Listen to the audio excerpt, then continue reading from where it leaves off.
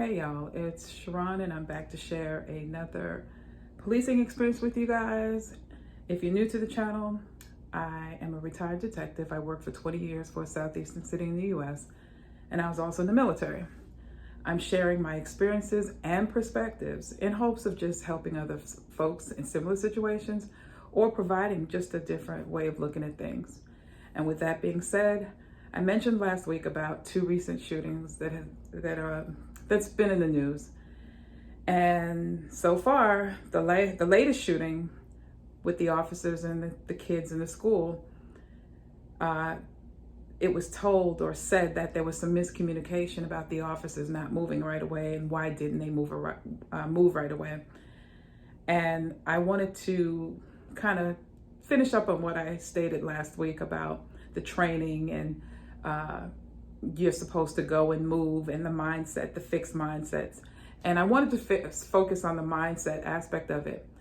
And my experience has been throughout my 20 years that a lot of officers have a fixed mindset, like things are not going to work, or that things are just the way they are and that's how they're going to stay.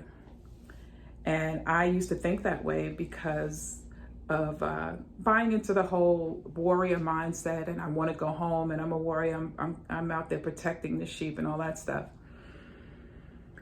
It's a good attitude to have, and I said attitude. The mindset is something I don't necessarily agree with all the aspects. How about that? And you can change the fixed mindset, because I changed mine back to what it was originally, because remember I told you I raised my hand, and that signified to me in the military and with policing, I am going to do my job until death if necessary. And going through police training, I started to realize my mindset was more of, I'll do my job, but I want to go home, because the higher ups really don't care anyway. They don't care about us. They just care about the numbers. And why should I, go out and give my all and get hurt when they don't care? And that was the attitude of a lot of police officers.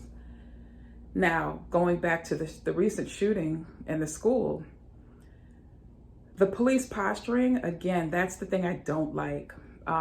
It always comes across like you guys are wrong. You don't know what you're talking about society, community, and we're right. And we're just trying to figure things out and we'll get back to you. I'm gonna say that with that police posturing, it's per usual. That's what you're going to see. And if the police could be just transparent, get a chief up there or somebody in command. Look, we're trying to figure it out. We might have had some missteps, but we're going to figure it out. Come at people like that. But yeah, I've been watching the news, and it just seems to me that the way the rank and file within policing, there are a lot of variables that come into play. A lot of people will say, well, were the officers scared? That could have been a possibility. Were the officers not trained in active shooter? From my understanding, they've all been trained.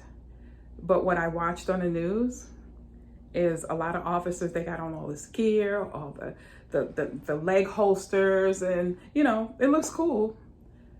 But are you willing to do the job? Or do you just want to look cool? And from my experience, a lot of officers just want to look cool. They just want to look cool. There are a lot of brave folks out there, folks that, I'm talking about officers, that will go towards any kind of trouble.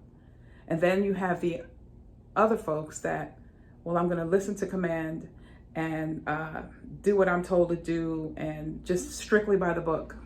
Probably had some of those out there. Then you had maybe one or two that's like, come on, man, let's go. Let's just go. And then that might have been out there. Then you have the other ones, well, I ain't gonna do nothing until they tell me to do it. I don't care. And you have a combination of all those mindsets, but nobody made the decision, I should say, to go and confront the individual that was shooting. That's the problem. With all of those mindsets walking around out there, You saw it in the Derek Chauvin case. I think the Asian guy tried to say something to Mr. Chauvin when he walked over to the car, like tried to whisper. But of course, Derek Chauvin was set on what he was going to do. But that's the same kind of idea. People, they're afraid to say something. They're afraid to step up and step on toes because officers, and I've experienced it, the retaliation and the ostracism that comes from you stepping on the toes of a fellow officer or snitching, that is excuse my language, that is a hell that nobody wants to go through. And they know that because they see it happening to other officers. So all of those variables could have been playing itself out at that situation. Again, I don't know why I wasn't there, but I'm just offering you a different perspective in looking and how to look at things and how policing, it needs to be reformed. It needs to be retooled, if you will. And I'm not saying get rid of police, and I'm not saying defund the police. I'm saying it needs to be retooled. I have a plan. I have an idea. A lot of people sit around and they talk about, well, what's the solution? I don't necessarily know if it's a solution, but I don't think it can make anything else worse, the plan that I have. But I just want to share that. I just want to give you a different perspectives of what could have been going on out there. And as always, you don't necessarily have to go through a thing to learn from it, guys. All right. Take a look at our online store. Link is in the description. Notebooks that I've created, links are in the description.